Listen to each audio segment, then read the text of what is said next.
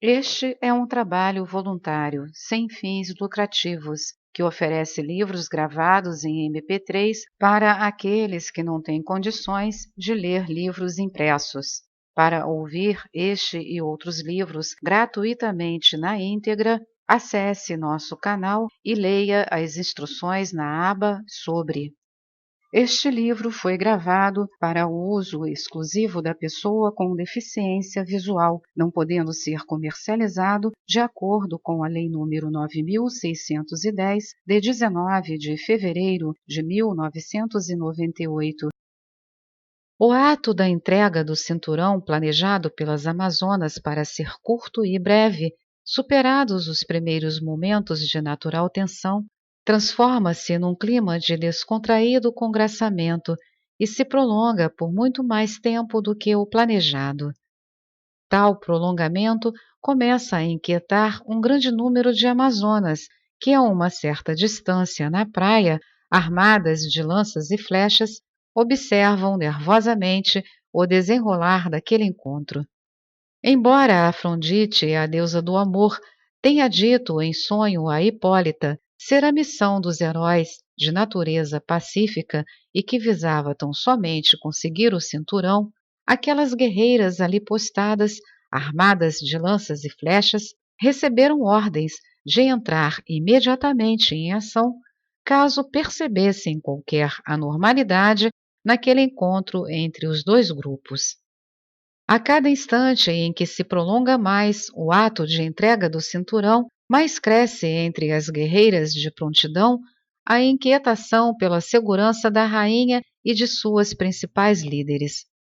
Acostumadas a verem nos homens o grande inimigo e a trucidá-los sumariamente quando encontrados nos seus territórios, não entendem o que está ocorrendo naquela ocasião a alguns metros ali na praia. Ao imaginarem o grande perigo que estaria correndo Hipólita, sua rainha, cercada por aqueles homens musculosos e armados, enorme apreensão e desconfiança toma todo aquele grupo de guerreiras.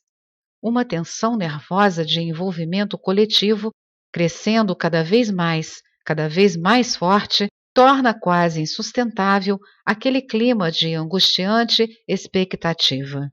Enquanto isso, o congressamento dos dois grupos é cada vez maior e seus integrantes já se misturam sem a menor preocupação quanto à segurança.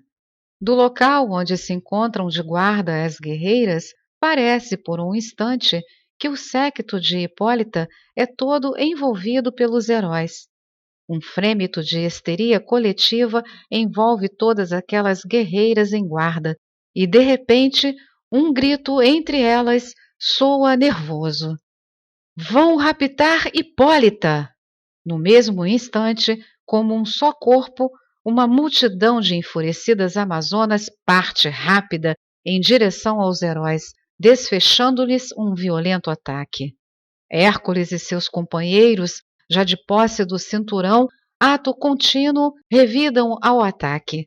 A grande experiência adquirida em árduos combates, a força conseguida em anos de constantes práticas de lutas, a argúcia daqueles homens forjados no fogo das batalhas, impingem, apesar da grande inferioridade numérica, enormes baixas às guerreiras amazonas. Hipólita, sem entender o que está acontecendo, corre rápida na direção de suas subordinadas, gritando desesperadamente que cessem o ataque. Seus gritos, porém, são abafados pelo fragor da luta. Hércules, pensando ter sido traído pela rainha, atira-lhe certeira flecha que a faz cair agonizante entre as suas próprias companheiras. Ferida de morte na praia a rainha Hipólita e mortas suas principais líderes, as guerreiras suspendem o ataque e recuam. Em volta da sua rainha agonizante, ainda puderam ouvir desta, no último esforço, que não houvera a tentativa de sequestro, mas a celebração de um ato amistoso, e que os heróis sejam tratados como amigos, e morre ali mesmo. Hércules, sentado num tronco de madeira na praia, olha parado, absorto, o cinturão em suas mãos. Não pronuncia uma só palavra, desde o término da batalha que um profundo mutismo envolve todo o seu ser. Arrasado, desesperado, não consegue entender por que teve ele de matar Hipólita, e no seu profundo desgosto reflete: ela não o atacara em nenhum momento, ele já estava na posse do cinturão, e o seu grupo retornaria ileso às embarcações se precisasse usar um recuo estratégico. Seu desgosto atingiu o desespero quando Teseu comentou que durante o combate, nos momentos em que Hipólita ainda estava perto deles, ter ouvido por várias vezes a voz dela, gritando em vão para as guerreiras cessarem o ataque.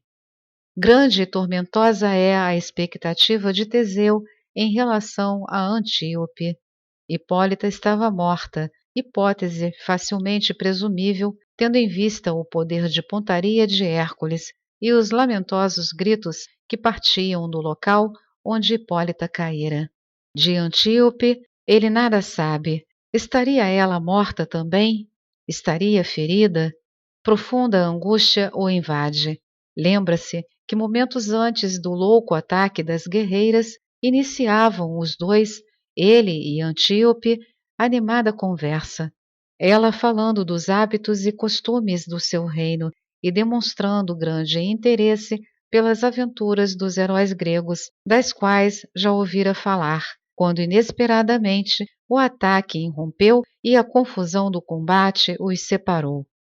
A custo continha Teseu o enorme ímpeto de correr até o local onde se encontravam as Amazonas e procurar Antíope.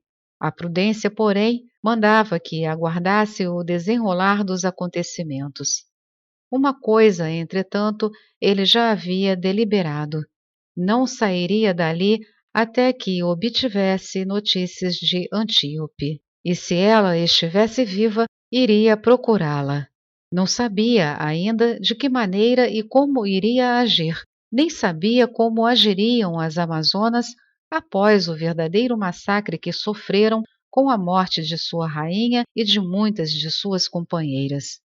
Ali mesmo na praia, reuniram-se os heróis, e Teseu demonstrou logo a intenção de não partir, de ficar, aguardando os acontecimentos, já que ele dispunha de sua própria embarcação, liberando para voltarem os demais companheiros.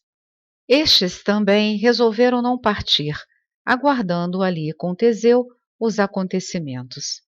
Voltariam todos às embarcações, mantendo uma constante vigilância para evitar qualquer surpresa, mas não fariam ao largo, permaneceriam próximos à praia. Eles sabiam que as Amazonas, poderosas em terra, não se aventurariam a um ataque às embarcações, vítimas fáceis que seriam das certeiras setas atiradas dos barcos, nem tentariam uma abordagem, tendo em vista o poder destruidor das clavas dos heróis. Hércules continuava no seu mutismo, não dizia uma só palavra. Não saía do seu pensamento a última visão que teve de Hipólita. Ela correndo de braços abertos, levantados, em direção às companheiras que combatiam, tombando fulminada pela mortal seta que ele mesmo atirara. Voltam os heróis às embarcações e as colocam em estratégica posição de melhor defesa em caso de um ataque, mantendo permanente guarda, e esperam. Em terra, após o ritual fúnebre de cremação do corpo de Hipólita e das companheiras mortas, realizados um dia após a morte, de acordo com o costume local, reúnem-se as Amazonas em conselho para discussão e adoção de medidas emergenciais no tocante à escolha da nova rainha. Resolvem indicar Antíope, que saiu do ataque ilesa, para substituir Hipólita temporariamente até que tranquilamente pudessem deliberar sobre a escolha definitiva da nova soberana. Resolveram reconhecer ter sido o tresloucado ataque o único responsável pelo morticínio. Concordaram em acatar a última recomendação de Hipólita, no sentido de serem os heróis gregos recebidos como amigos. Deliberaram ainda que, a partir de então, os homens não mais seriam hostilizados no reino das Amazonas, podendo ali conviverem pacificamente, lado a lado, em igualdade de condições com as Amazonas, gerando com elas filhos ou filhas, que não mais seriam sacrificados. Resolveram também mandar uma mensageira às embarcações dos heróis, informando-os das medidas que foram aprovadas na reunião do conselho. A aproximação do pequeno barco conduzindo a mensageira das Amazonas criou uma grande expectativa a bordo entre os heróis. À exceção de Hércules, que continuava em seu profundo mutismo, todos os outros a bordo aguardavam ansiosos a chegada do pequeno barco. Teseu, envolvido por sua grande expectativa, ávido por notícias de Antíope, foi o primeiro a ir ao encontro da mensageira. Com a respiração presa pela ansiedade, ouvia a custo as mensagens trazidas. Somente se tranquilizou quando soube que Antíope nada sofrera e que, na condição de rainha, o convidava para uma visita ao reino. Ali mesmo despediu-se dos amigos. Vai conhecer o lendário reino das mulheres guerreiras e encontrar-se com Antíope, a amazona que o encantara à primeira vista. A barca de Apolo singra com suas brancas velas as águas tranquilas e azuis do rio Oceano, o mar Mediterrâneo, de volta ao território grego. A bordo vai Hércules, prisioneiro de grande pesar, envolvido pelo seu profundo mutismo. Ele sabe que a morte de Hipólita, nas condições em que ocorrera, representa um imenso retrocesso, uma queda na subida dos degraus que o levarão à ascensão, à imortalidade. Só não sabe Hércules de quantas encarnações na Terra vai ele precisar para resgatar o denso karma gerado com o seu irrefletido ato e que ele julgava incapaz de cometer no estágio de evolução espiritual em que presumivelmente encontrava-se. A barca aporta em Micenas. Salta Hércules, levando nas mãos o cinturão de Hipólita. Vai entregá-lo ao rei Euristeu e o faz sem uma palavra, preso ao mutismo gerado por um sofrimento que lhe corrói a alma. O trabalho foi realizado, mas o débito kármico contraído é muito alto. Sai Hércules, silenciosamente, de palácio. Vai para o campo. Vai, em contato com a natureza, buscar, na reflexão, na meditação, a explicação para o seu absurdo comportamento. Esta é mais uma edição do canal Livros Falados Voz Humana. Que o bem, o bom e o belo se multipliquem em benefício das criaturas.